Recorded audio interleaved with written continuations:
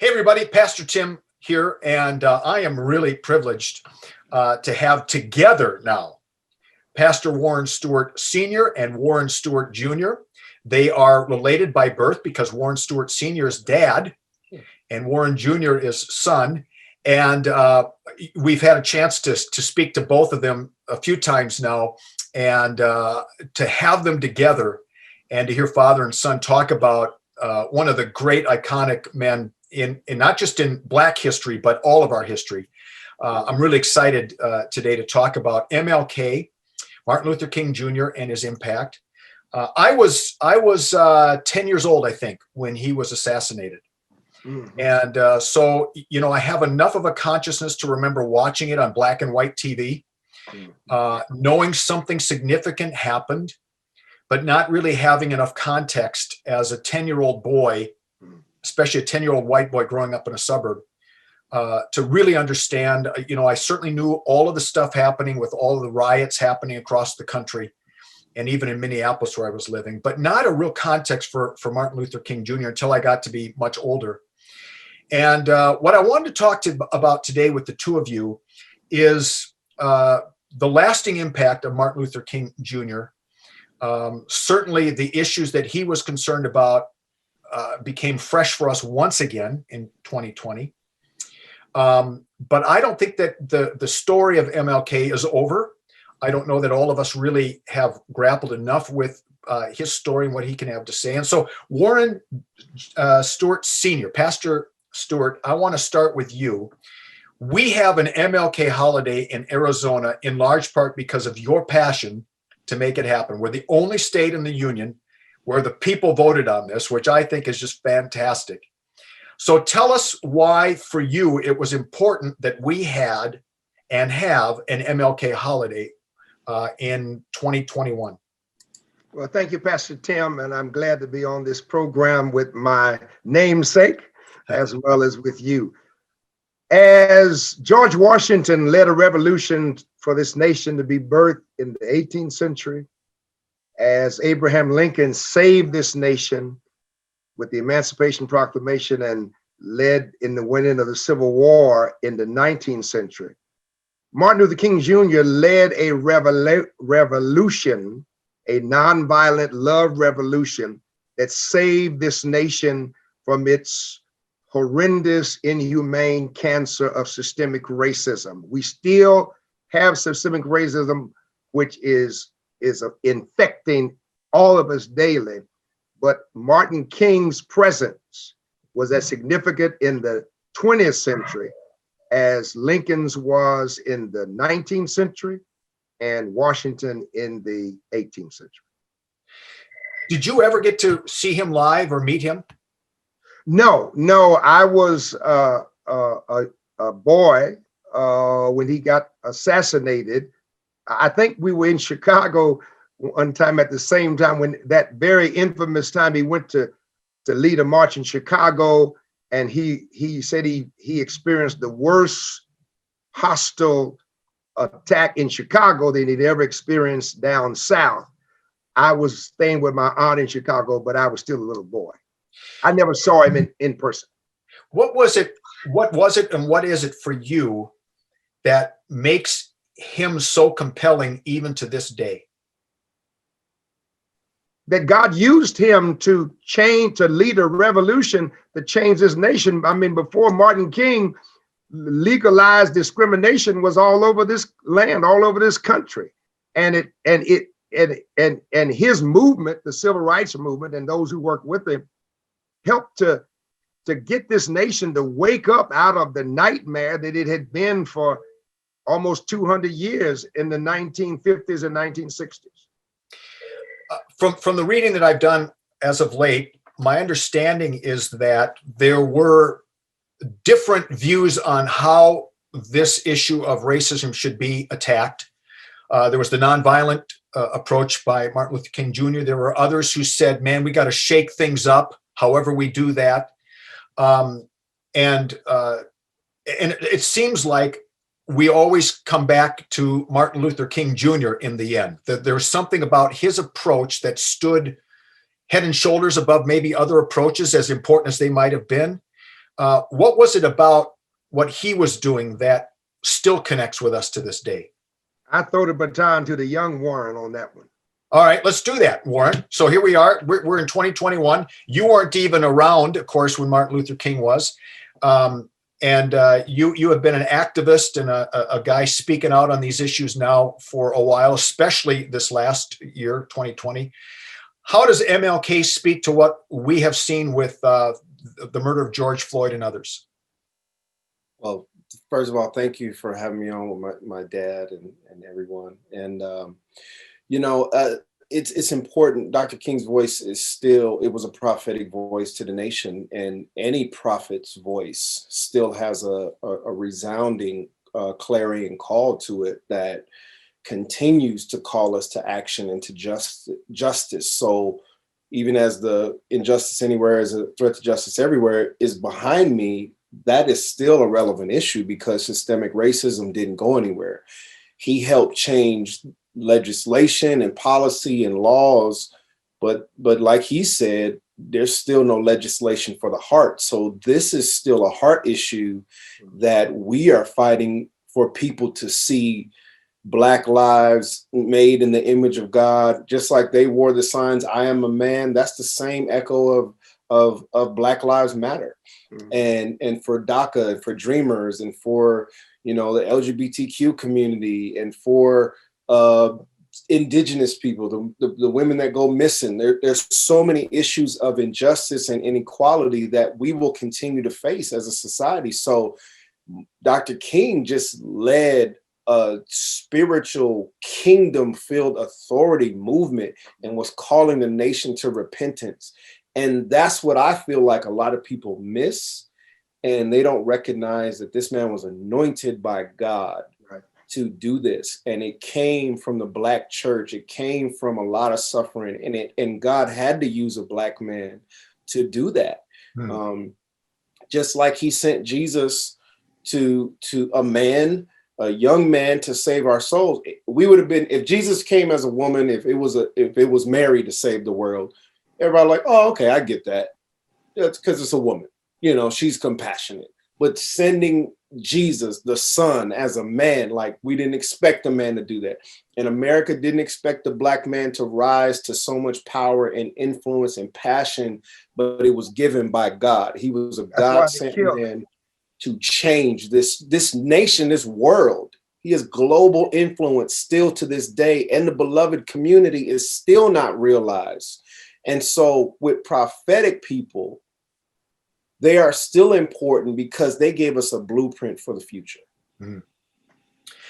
One of the things that I've really been trying to come to terms with in this last almost year now is the gift. I'm going to call it the gift that the Black church brings, especially to the United States of America, but really around the world. In that, the Black church is taken very seriously, and this is where Dr. King comes from.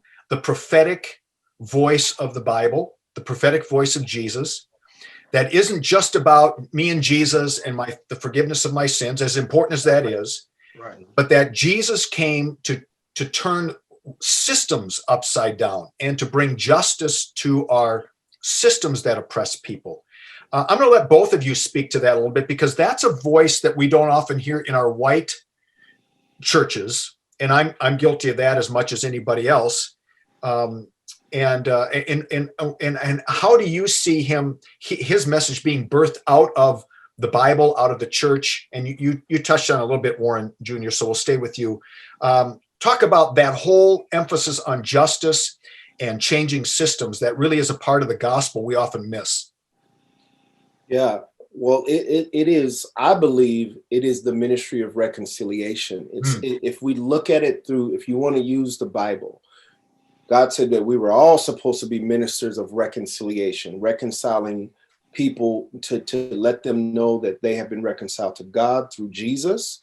But when we look at racial reconciliation, we're all supposed to be ministers of reconciliation because we were reconciled to God. And so we're ambassadors for Christ, as though he's pleading through us. And so when you see Black pastors joining with, Jewish rabbis and Catholic bishops and, LGBTQ community and Hispanic pastors and Latin pastors and women in ministry. Like, we're just looking for reconciliation. And really, Dr. King was just saying we want the kingdom of heaven on earth. Yeah. Because the kingdom is diverse. If you read Revelation 7:9, and why don't we just start there and back and reverse engineer it? Because every tribe, every nation, every tongue is surrounding the throne of God. And so if we're not used to diversity and equality on earth, we're not ready for the kingdom. Yeah, good. Let me answer. You asked why the white church and white pastor. Y'all want to play it safe. You want to play it safe. You're concerned about keeping the crowd. You're concerned about keeping your budget up. Listen, the religious establishment in Jesus' day tolerated his preaching, his teaching, and his healing. But when he interfered with the establishment's monetary system, you remember, when he came in and overturned those tables in the temple on Monday, he was dead on Friday. That's right. He tolerated all the rest of what he did. But when he messed with the money, he was dead by that Friday. Don't forget that. I'm going to probably edit that part out of the Zoom. Well, you can, but I said it, and I don't take it back. But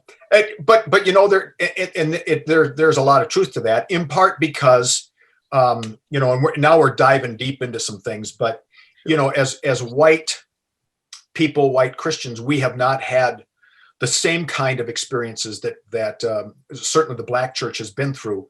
That really does come out of that.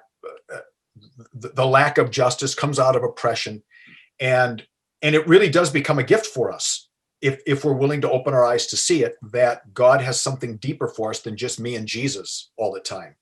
And Warren Jr., I know that you've been working on that one for several years now in your life.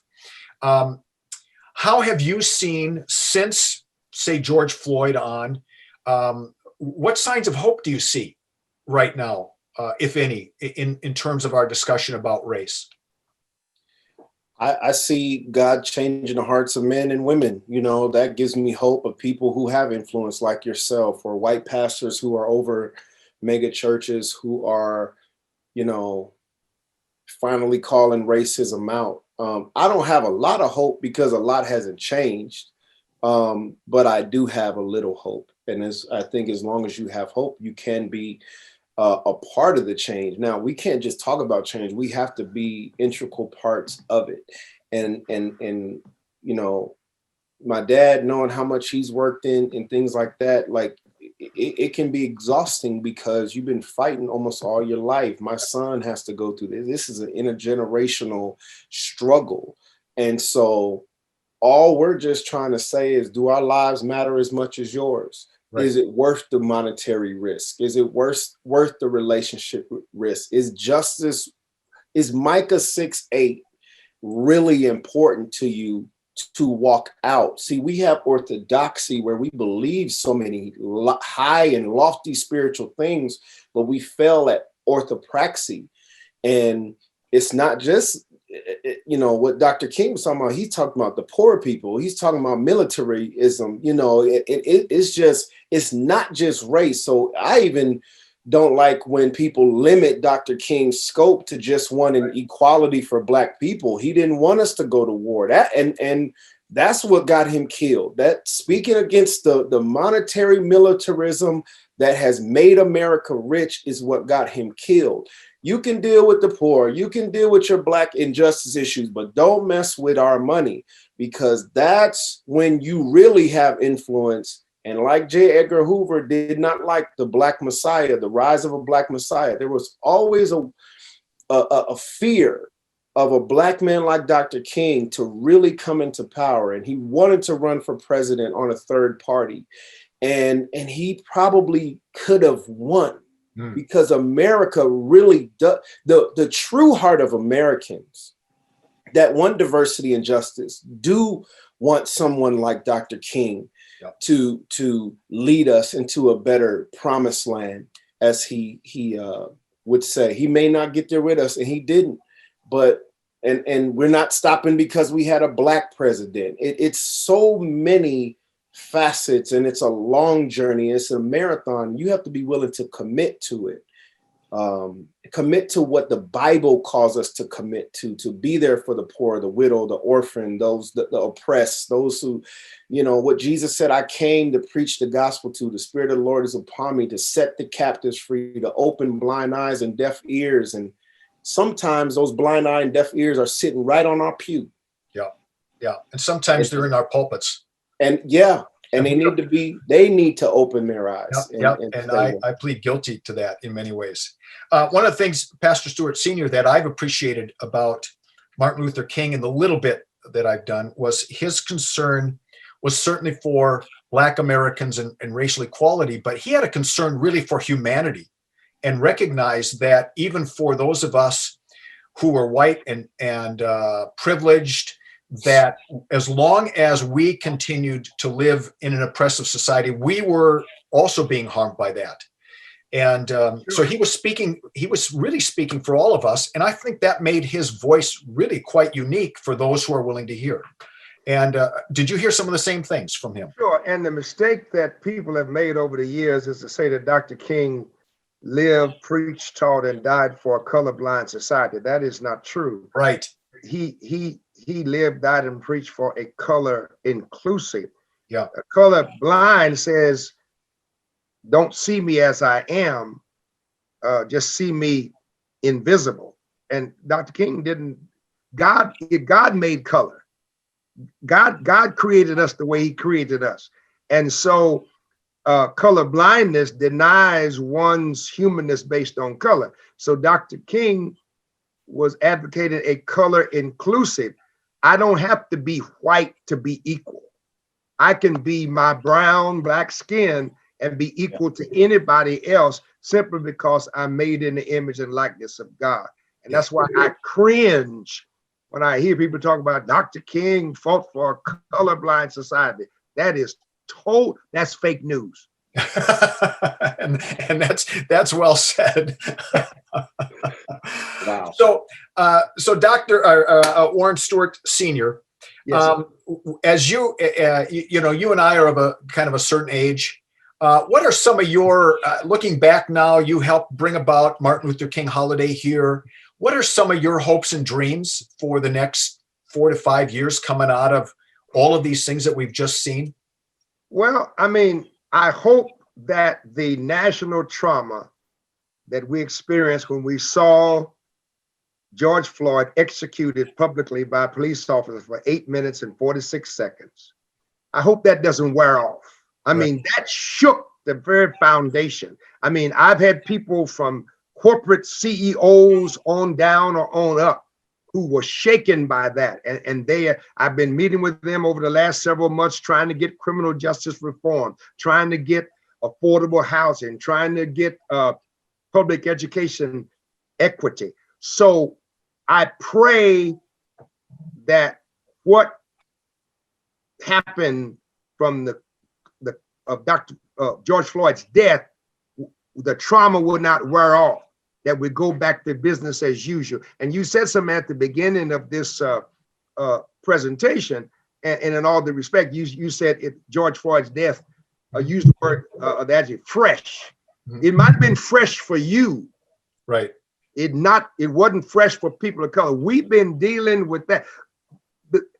The lady with the camera happened to be at the right place at the right time. Right. George Floyd incidents happen all the time, and 99% of the time, nobody knows about it, and the police who are involved get off scot-free. Right. So it wasn't fresh for us. Y'all just saw what people of color, especially Black people, go through every day in these United States of America. Yeah, that's good. Thank you. So we're close to wrapping up here. I'm going to start with Warren Jr. Tell me a little bit about your dad and what it's like to live with this man and the impact that he's had on your life. It's, he's a celebrity, it's been great. Now, honestly, my dad is like my own personal Martin Luther King. To see your father fight for justice. Matter of fact, thinking about this day, I thought about how old my dad was when he was on Donahue, and I don't know, maybe you're in your late 30s, and just the influence that God gave him and the favor that he gave him to speak to the nation about the King holiday and to meet the King family. And there's a a thing my dad has under his desk at the church in the office. It's I Have a Dream thing from 1988, I think, or 87. And it says, I have a dream, and you had to fill out what you had a dream to be. And I said, to be a preacher like my dad and Dr. King, because I love to hear my dad preach.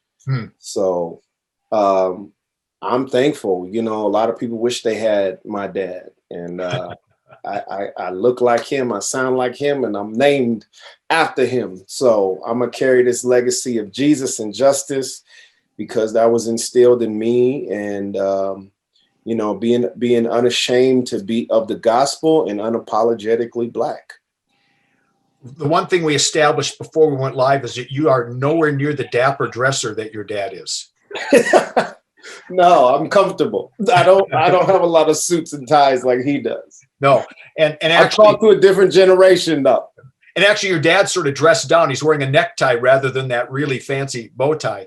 Right. So Dad, tell us a little bit about your son. Well, I am just thankful to God that he has taken the mantle. The whole Jesus and Justice Stewart legacy DNA is in his mind, body, soul, and spirit. And he gives me hope. I pray for him every day. I love what he's doing out there. And I just love you, man. I just love you. It's so cool to have the two of you on. And I We've never been on together anywhere before, have we? I don't think so. We've never been on together. This is the first. Wow. Yeah. Well, we are honored. I come from a ministry family myself. My grandfather was a pastor, and my parents are very involved in church. And I do think that there are times when God calls certain families to ministry. There are ministry families. I think that you are certainly one of them, where the line just sort of continues. And we're so fortunate to have the two of you and your families and your churches involved here in Phoenix to raise our sights to what is possible, and that the kingdom of God is more than just feeling good about my life and being forgiven is as important. We know that's important. Sure. That forgiveness of sins is a big deal. Having purpose, meaning in life, but for Jesus, that purpose and meaning was meant to be put out into loving our neighbors, and to love our neighbors is to love our neighbors, all of them, and to fight for their freedoms, their lives, and the two of you have certainly modeled that for us. So I appreciate having you both on. Can I say one more thing? Sure, of course you can. Which is very important about the life of Dr. King this year. Yes. After George Floyd, after all the things that have transpired, and his birthday, this will be aired around the same month as his birthday, but in April, Resurrection Sunday, Easter falls on the day Dr. King was assassinated. Okay. April 4th, 1968. Yeah. So that is very significant. And if Dr. King died saying that the 11 o'clock hour was the most segregated hour, then I pray on Easter that we change that narrative and have it diverse to honor his legacy and his prophetic call to this nation and the call to consciousness. on April 4th, because so his life will not die in vain. Well, thank you for that. Thank you so much. And I just have the greatest respect for both of you guys. I love you both as brothers in Christ and have been honored and privileged these last couple of years to get to know you. And on behalf of our congregation, thank you both for the work you're doing, and thank you both for your time today. And so we have had, please, a round of applause for Pastor Warren Stewart Sr., Warren Stewart Jr. And if I think of it, Warren Jr., I'm going to send you a bow tie. Okay. Yeah. Thank All you, right, guys. man. God bless you.